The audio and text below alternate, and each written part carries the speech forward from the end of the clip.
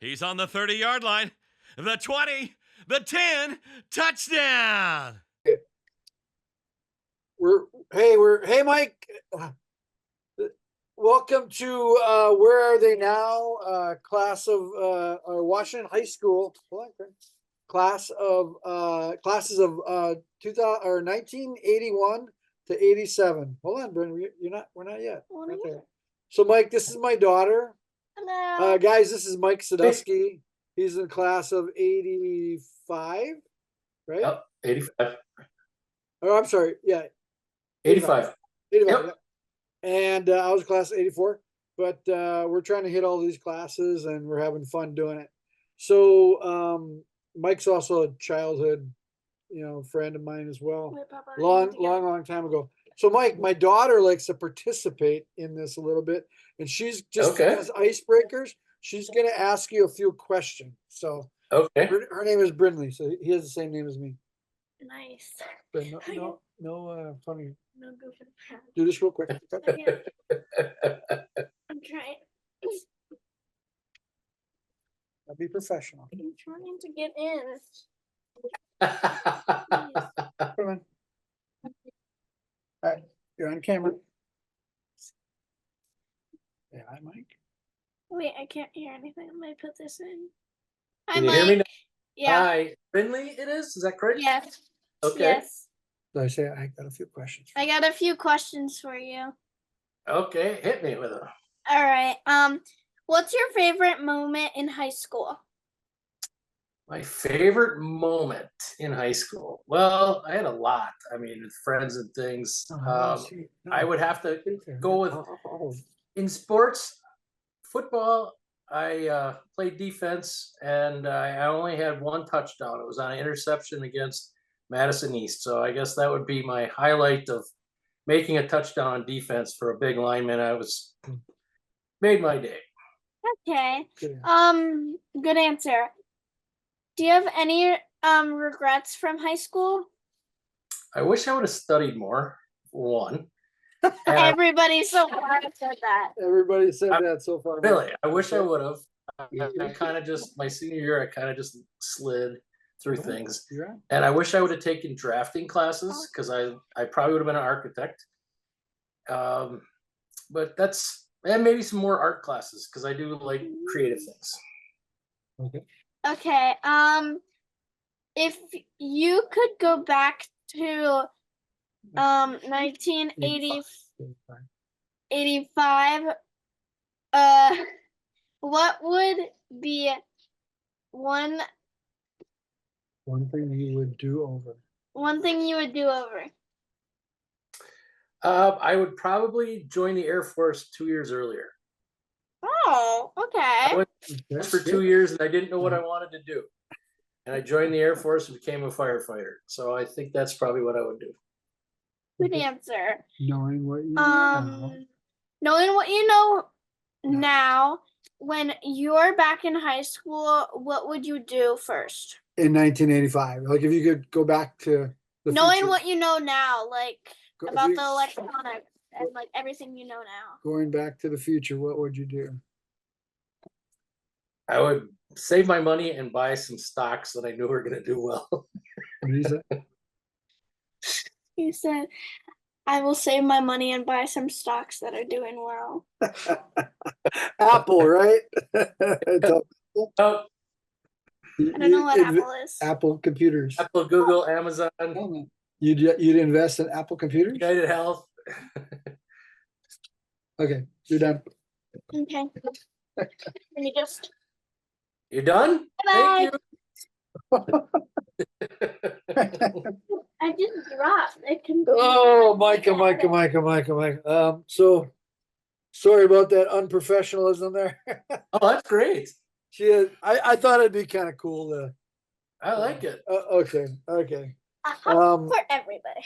That one, those last two, if you could go back to 1984, what would you, or 85, what would be the thing that you would do over? Yeah, I would, or the fourth one, knowing what I know now, I would definitely, first of all, I would take my iPhone and I'd go to Mr. Schmidt's class and I would show him the iPhone and say, "What do you think of this, Mr. Schmidt? Is this Cobalt or whatever, you know, Yep. or basic or whatever?" I'd be like, because I remember we were trying to do the graphics and everything, and oh my God, it was just like blowing my mind what I could do, you know. I think I would like blow Mr. Schmidt's mind. I really do. Well, think back to our day when I had a Texas Instrument and we were Yeah, playing right. space on it and doing some code, basic stuff then. A lot has So, changed. and yeah, and I would immediately buy stock in Apple and probably IBM. So anyway, I thought that was an interesting question. Definitely Amazon, Microsoft. Yeah, lot of well, I those- don't think was Amazon then around Yeah. then. I don't know. Microsoft was though, for Yeah. sure. Oh, Microsoft does. IBM. Okay, so so Mike, you know, we kind of know each things about it. We have Facebook, right? So we have little snapshots of our life right on Facebook, but there's a lot of pieces missing in all of our stories, right? I mean, we only show these little things, you know, and so basically, I just give you the floor, and then I'll interject a little bit here or there. About a 30-40 minute podcast, and just hey, you know, after you graduated in 1985, and you threw that graduation hat up in the air, and it fell down, and we all scattered to the winds after that. What happened to Mike Suduski? Well, originally I was going to go to Point, and I ended up staying home. My mom talked me into going to the center, saving some money for a couple years on board, tuition and stuff at the center. And Sure. I was in college going to secondary ed. I was going to teach Broadfield Social Studies. And it wasn't really what I wanted. And at the time, I was dating my wife, Nan. She's Nan Kramer. She's class of '87. Okay. Yeah. Mhm. Her brother talked me, said, "Why don't you take a semester off and go in the Air National Guard?" I thought, "Oh, okay." Yeah, So I I did not know decided that. to do that, and the recruiter put me off and kept putting me off. "Oh, wait till the end of next semester. You'll go on at a higher rank. You'll go on at an E2." And then he put me off, and no, just if you wait till the end of the next semester, you'll go on at an E3. I think he was trying to reach quotas. Yeah, In fact, for sure.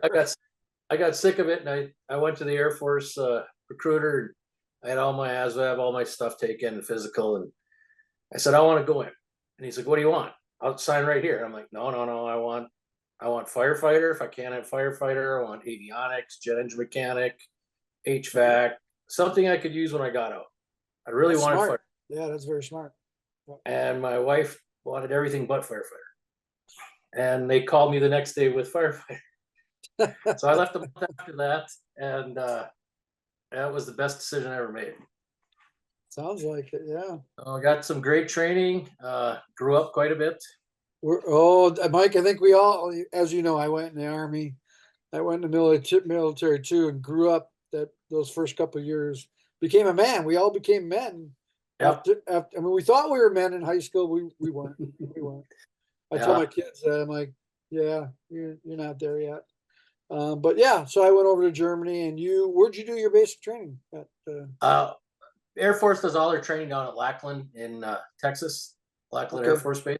Gotcha. They do all their basic training there, and then after that, I had my technical training in Chanute Air Force Base outside Champaign-Urbana, city of Rantoul. And then from there, I went joined the Air Force to see the world, and I moved up to the UP at KI Sawyer for the rest of my 4 years. You were in the UP for Yep. 4 years? What part Joined the Air of Force 150 miles from home. what part of the UP, Mike? KI Sawyer is about 25 miles south of Marquette. Okay, the UP above Wisconsin, right? Yes. Yep. Oh, Straight up. okay. straight up We have for, a cottage in the UP Escanaba. in the eastern part above Michigan. We have a cottage in the Lational Islands up there. Okay. And there's a group of 27 islands. One of the islands is called Marquette, right outside of Hessel, Michigan, Oh, and Cedarville. And so you got to take a boat to get to the island. It takes like a 40-minute ride to get to the island. Basically, from our cottage, if you go a 40-minute boat ride west, you hit Mackinac, Iowa. Give you an Oh. idea. Yeah, Okay. right over there. So you're on Huron then, or are you? Yeah, Huron, Lake Huron. Okay. Yeah. Yeah. Okay.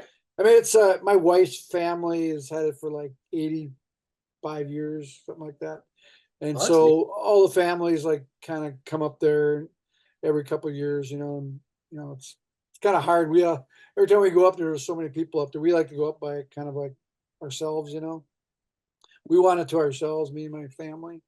And then but sometimes everybody's there and it gets crazy, but yeah, cool.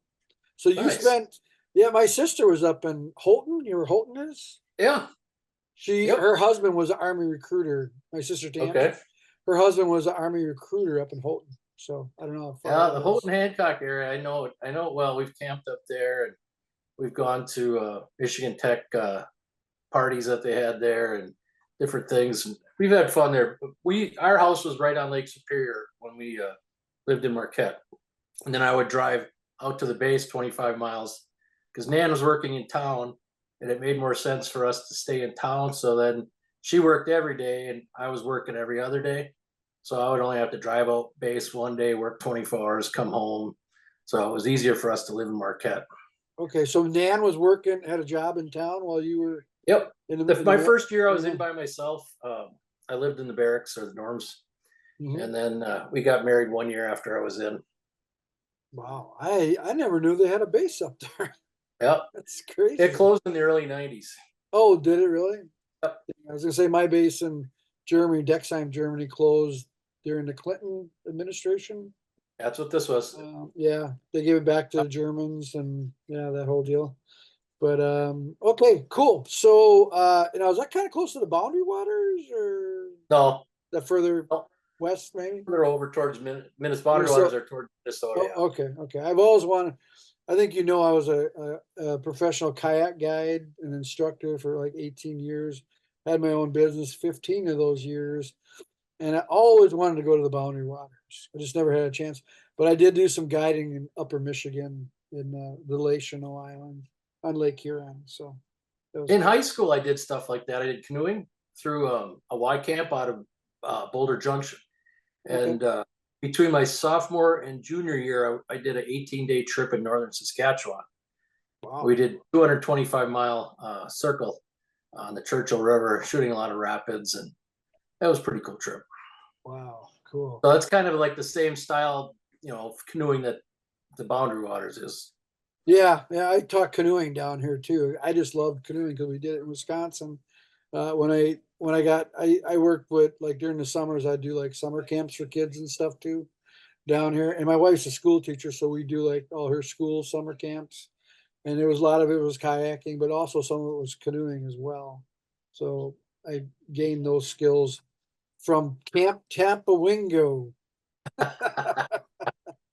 Remember that place? I was there too, but then I ended up learning a lot at Camp Manitowish in Boulder Junction. That's cool. Mike. All right, so you're up there in Upper Michigan there, and you served how many years up there? 4 years. 4 years. Yeah. Wow. 4 years. I got out a month and a half early to take a job with Eau Claire Fire. Okay, and they get serious snow up there, by the way. Their roofs are like that. My sister's roof was like that. The snow just goes down. Crazy. If you go north of Houghton Hancock, there's it looks like a thermometer on the side of the road just north of Hancock. And the winter of 78, 79, they had 390 inches of snow. They had 111 inches in January alone. Yeah, crazy. How many feet is that? Yeah. That's a lot of feet. K.I. Sawyer didn't get that much snow, but they had the largest snow removal fleet in the Air Force. Oh my God, it's crazy. So they flew planes up there, huh? B-52 bombers, KC-135 tankers. Oh yeah. T-37 trainers. Those are a little side-by-side jet trainer. Now, what was okay? So I knew what my wartime, where I would go if there were a war to break out. What was your itinerary? Like if war broke out, where were those planes going? Well, those planes were heading to Russia. They were heading to Russia, yeah. Okay, because they were long range Yeah. B-52s. Okay. we had B-52s that were on alert all the time with KC-135 tanker refueler, and those were set to go war anytime. And Okay. my job would have been to go to Green Bay. Oh yeah. War started. Yep, because that's if the war started and Sawyer was bombed, Green Bay would be the recovery if any planes made it back. Oh wow. Okay. Cool. So I was on a special team called Prime Beef that designed to do that. It was part of civil engineering, and during the Gulf War, and we were doing a drill at that time when I found out. I was out watching people refuel and reservice planes when the Gulf War broke out. Now, did you go over there or to the No, Gulf? I did not. Okay. It was kind of ironic because we used to watch CNN all the time, and they disseminated so much information on TV. CNN was talking about our B-52s going into the Gulf. There was B-52G models there, but ours were a little more advanced H, not much more. But anyway, they were supposed to go, and that afternoon we got classified documents that our planes are going to be going. CNN broadcast it that morning, and that afternoon we had classified documents we were going to go, and then the war ended, so we didn't go. Wow. Yeah, it was a short war. I think it was like 48 days or something like that. Yeah. But you know Randy Johnson, right? Yeah. Red and Boyd, of course, Boyd Williams.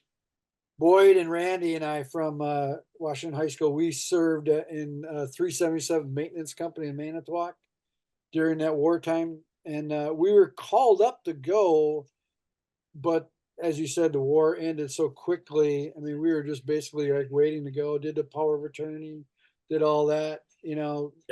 was ready to go, and then they said, stand down, and we did. And then our buddies, Paul Gleichner and Jed Huffman and all those guys were in another unit and they ended up going. So, luckily we didn't have to, but I did serve 6 months stateside in Manitowoc as a tech supply sergeant, just Okay. issuing vehicle parts to get those vehicles that were bogged down in the desert, get them home, Mm-hmm. So that was interesting. So we had a good time and, kind of doing active duty and at the time I was going to Silver Lake College, Okay. studying to be a graphic illustrator or commercial artist. And I was there with the Koch twins, Keith and Kevin Koch, and Richard Gadzinski, a bunch of guys from Two Rivers. So, and Paul Gleichner was there too. What years? 1986, and I graduated in 89. 86 to 89. Yeah, something My like that. sister Mary went there for a few years. I remember Mary. Yeah, that's right. She was Teacher. there. I was kind of on the art side of the school all the time. She was there, but I remember seeing her in like the common areas, like the snack bar area and all that. And yeah, I remember Mary very well. Yeah, so. And I believe she falls within my target range here, so maybe we'll get her on. Yeah, but she didn't go to school with us. She went to Roncalli. Did she? Yeah. Oh, traitor. Half my family went to Roncalli, half went to Washington. Well, that's true. I mean, I know Rob Rohr. Rob Rohr went to, my buddy Rob Rohr went to Roncalli. But Jeff, as you know, we played football with Jeff. He went to Washington. Yeah. So because we all know Rob, I'm going to try to get him on here anyway, even though he was a traitor and went to the Jets. Well, we had a choice. I mean, my oldest sister didn't have a choice. They made her go to Roncalli. Oh, really? Okay. She was in class of 80. She at Washington, and then my sister Mary chose to go to Roncalli, and I chose to go to Washington. Okay. Well, yeah, all your friends were there, and I mean, right? Yeah. I mean, we all grew up playing football together and everything.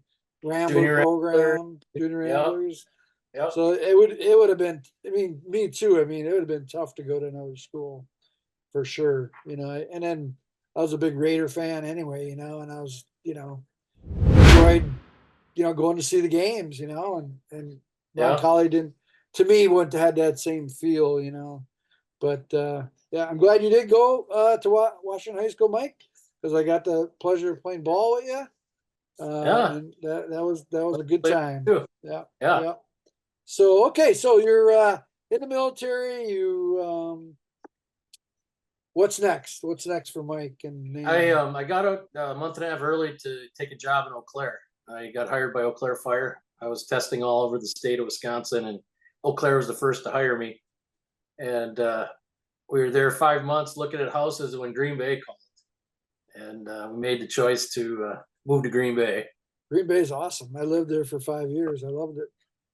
So That was we've my been first graphic job was in Green Bay. yeah. Yeah. Where was that? Little place called Rubber Engraving. What we did was I did the old school drafting boards, you know. I would set the type and everything with a stat camera and all that. Oh no, with a type foundry, like Yeah. Mr. Katiza, the old type foundries like that. We had like one of the largest wood type foundries in the United States, I think there. And and so basically I would do artwork, you know, set the type, the words and everything, and then I would draw the image, like it might be like a coffee can with beans or, you know, whatever, milk or whatever it was, and I'd draw it and I'd set that up and take it on the stat camera, take a negative of it, do the old fixer, you know, all that, and make the negative, and then we produce a printing plate from it, a flexographic printing plate, and so basically for the corrugated box industry. I really enjoyed it. I had a good time there. You know, at night I was taking computer graphic classes at NWTC or something like that. Okay. So I saw the future, but my boss didn't, and I told him, I said, we need to be setting type quicker and doing these graphics quicker, otherwise we're going to go out of business. Somebody else is going to get on these computers, you know, Macintosh computer. He didn't listen. Oh, yeah. They lasted another 5 years and they were out of business.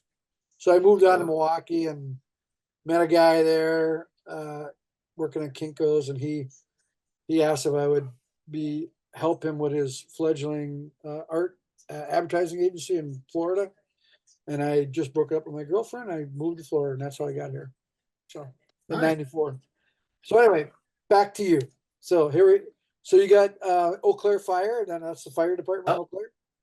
Yep. Then we moved to Green Bay, and in '92. Okay, Green Bay, the fire department there. Yes, fire department of Green Bay. What was your rank there? Like, were you lower? I retired 4 years ago as a captain. I know. That's impressive. Heck yeah. Yeah, I worked my way up. You know, firefighter, engineer, lieutenant, captain. We came out, like I said, we came over. Nan worked at Yonkers over there. Came over here and was working at Yonkers, and then she ended up working for American Medical Security while I worked there, and she worked her way up through that. Wait. So Yonkers was that's like Prangies, right? Was that the old Prangies? Yep, it was Yonkers bought Prangies, and she worked there part-time, but then because okay, so a little bit. I did my internship there in corporate advertising. So I was there in '89, the summer of '89, designing, drawing shoes and boots and women's purses, and that would go in the Sunday circulars and the newspaper. Okay, in Green Bay. In Green Bay, okay. in '89. So I don't know. Was she there then? No, we moved to Green Bay in '92. Oh, okay, a few years later. Okay, yeah, cool. We got married in '89, and then. Where did you live in Green Bay? Where? Yeah. We started out living on the east side of Green Bay off of University Avenue. Really? We lived there for 2 years, and then we bought a house still on the east side off of Lime Kiln Road. I remember that. I remember that road. Yep. And I lived on Cherry. There. You remember Cherry Street? Yep. I lived on Cherry Street for a couple of years, for 5 years. And my sister Tammy at the same time lived on Oneida. Okay. You know, right down, you know, straight down, and you hit Lombardi Avenue and, you know, Lambeau Field and all that. So during the Packer games, we would sell T-shirts on her lawn as people were coming by. I did the graphics for the T-shirts. Mike, I'd make a couple $1,000s a Sunday. Nice. It was awesome. Yeah.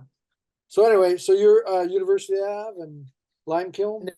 We lived off Lime Kiln and Deborah Lane, and the last 19 years we live on the bay on Nicolay Avenue. It goes by University, by UWGB. I Okay. live about Yeah. 5 miles past there on the east shore of the bay. So this I is think Dave and Cindy Grumman live, Cindy Pincher, but married named Cindy Grumman. They lived close to Lime Kiln Road, I believe. Oh, yeah? Kind of around that time, I want to say, before Okay. they moved to where they're now, outside of just north of Oconomowoc. Yeah, by Milwaukee. Okay. Yeah, so they're currently living there. But it's funny how we all kind of move around like that. And like Mark Lambert, I played. He was in '84 with me, class of '84. He was in Germany the same time I was there. He was 40 miles up the road. And guess what? We were both combat engineers. He was the same MOS. I just interviewed him at 5:00 today. So okay, so you're Lime Kiln, okay, and all that. What happened? What happened next then? Well, I worked for the fire department until 2020, retired. So now I'm I golf. I got a cabin 90 miles north of Green Bay in Beecher. We have 2 golf courses within a mile and a half of the cabin. I've got 77 acres up there that I hunt on. I golf in 3 leagues up there during the week now. Tuesday, Wednesday, Thursday. Come home, cut the lawn. I spend one day with my mom's still alive yet. She's 91. She's Oh, God bless her. Manitowoc, so I go spend one day with her there. Yep. Spend the weekend with my wife and then repeat. So yeah, my dad passed about 5-6 years ago, but he was at the Hamilton home for a little bit, and he went to hospice. He went to hospice, and one of his nurses was Chris Oakey. Okay. Yeah, she went to high school with us. And I showed up one time, and I was like, well, actually, he was in hospice for like 45 days before he passed. So knowing that, I went up to go spend some time with him, and I was really surprised how many nurses and people that worked at the Hamilton home I knew, from high school and just living in Two Rivers. That was just nuts, and so I thanked her for. She was a really good nurse. I thanked her for taking care of my dad and stuff. So that was cool. And then I went back. What's that? Ann's mom used to work there. She did hair. Was a hairstylist. She worked at the Hamilton for a while. Oh, really? Yep. Okay, so that's cool. All right, so you retired what year now? You retired 2020. 2020. So how long were you in the fire department? Total 33 years. Wow. I was under 29 in Green Bay. So then you probably have a pension and all that. I have a pension. Yep. Good to go. So you don't really have to work now. You just, enjoying life, right? I used to have a side job that I did photography. I had a website and called Vincent Point Photography. I did all that stuff. Stuff right here. Yeah. Aerial photography. I did shows like Art Street and different things like that. I did. I think I remember you saying that on Facebook, and because I did some Art Street stuff when I was in Green Bay. Yeah. Yeah. So you displayed your prints there? Yep. I have a tent I'd put up with displays. I did sunsets and wildlife, eagles, otters, things like that I took. Put it on canvas, metal. Did postcards, framed pictures, and it kind of lost interest during COVID when I couldn't do it anymore. And then I just kind of decided once I retired that I wasn't going to work anymore. So I gotcha. So I did a little photography when I was in Germany and stuff, but who knew I'd be flying a camera, a drone with my cell phone or an iPad. But I was a graphic artist, adventurer for many years, graphic artist. I would do all my own t-shirts for my adventure business. So I had a t-shirt line called Wet Dog. So I did the linoleum block prints, And Yeah, I remember seeing them. And I sold those, and they turned into t-shirts. My daughter still wears them. She loves wearing them. She wears them as pajamas. She always wears all my clothes. Crazy girl. Anyway, so I had that for a little bit, and then that's a tough business. The t-shirt business is a really tough business. But I started working for like a fishing company. I did all their graphics and all their custom graphics and everything for boaters and stuff. And then one of the hurricanes, we have a lot of hurricanes here. So one of the hurricanes kind of wiped out a bunch of our accounts because our accounts were fly fishermen, captains that did the charter, charter fly fishermen. Oh. And they anyway, so it kind of wiped out their area of fishing. So I lost my job.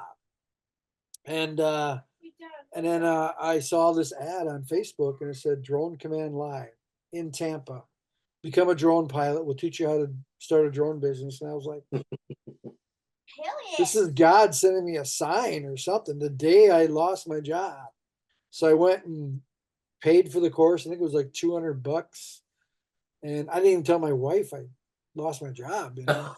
Oh, wow. And I paid for the course. Slowly told her that, and then I also told her, oh, by the way, I lost my job, and I paid $200 for this course that I have know nothing about. Anyway, probably the smartest thing I ever did. Took this 3-day seminar in Tampa on how to start a drone business, and here I was thinking they were going to teach me how to fly and stuff. Nope, like 10 minutes of flying. That was it the whole weekend. It was more like, hey, go buy a drone. This is what you do. And I joined a drone network called the Sky Eye Network. And a bunch of those buddies are still my buddies, you know, guys are my buddies to this day. And we try to help each other out, you know. So anyway, I got into doing drone real estate photography. That's the one behind me there. I just thought it was interesting. Instead of doing ground photography, the aerial stuff is just a whole new perspective. So I started doing real estate, and then I started doing construction progression photography, and then events like weddings and, you know, reunions and stuff like that. Now I do that and inspections, like roof inspections, and also like something big. Thing. What's that? I saw you did a power line thing. Oh yeah, I did the Florida power lines up in that was an epic job. That was the most scariest job I've ever done. It looked hot. Because I thought we were gonna like arc the wires, you know, the power lines. And so the first day I think we had a whole week to do 18 miles. The first day we barely did a quarter mile. I'm like, there's no way we're gonna finish this thing. But we figured it out the rest of the day, and then we ended up doing 18 miles in 3 days. We just kind of figured it out, you know, how to keep it straight and everything. And every 100 feet, I had to take a photo, you know, for a mile, every 100 feet. And you had to, you know, fly between the power pole and the 20-foot easement and the tree line. And if you get a little bit too close to the power poles, you got to go to the right. Get a little bit too close to the tree line, you got to go a little bit to the left. And then I discovered, oh wait, there's like a grid. I can set up a grid on the screen, you know, and head to that center point. And then things went smoother. But I was going like this, about the power lines went down about 70 feet.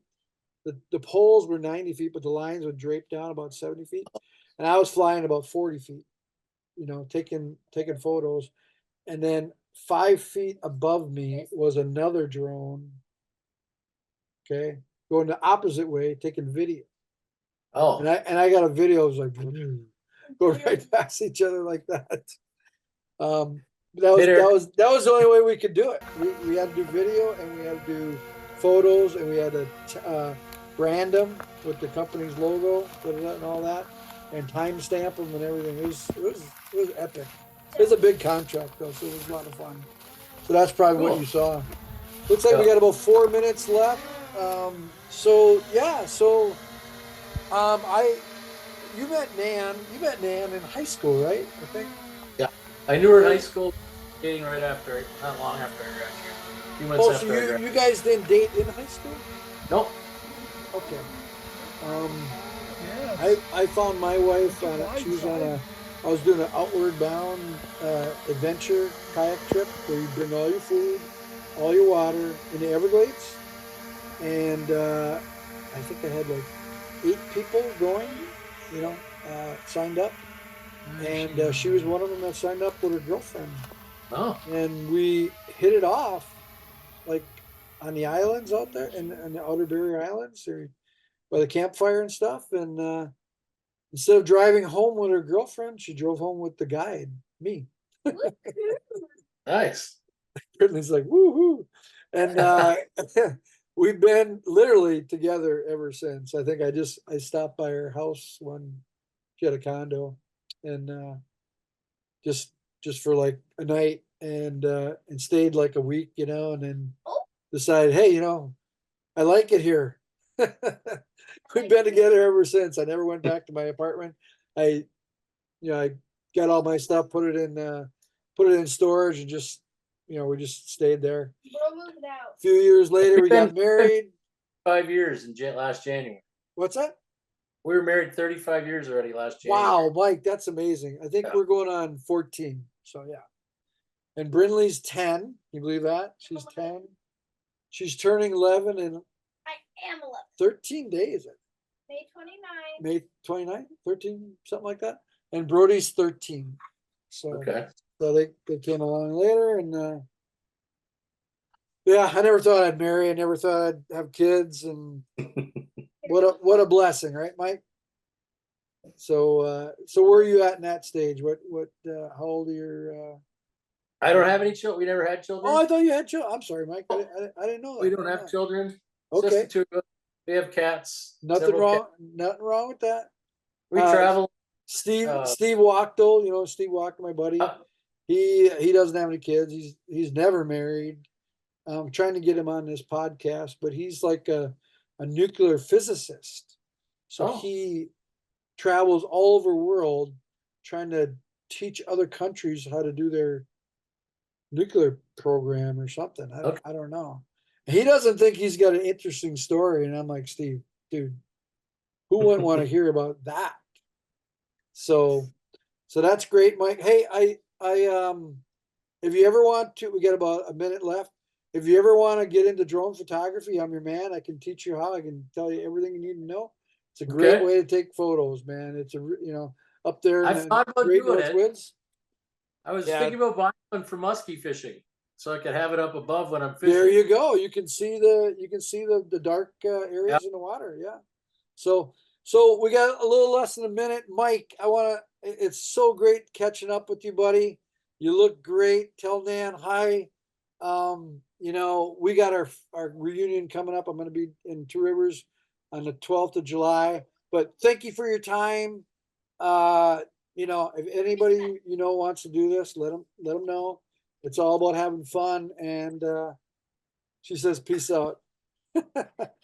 Peace, friendly. Take care, Mike. So I'm going to cut it here. I edit it usually right here.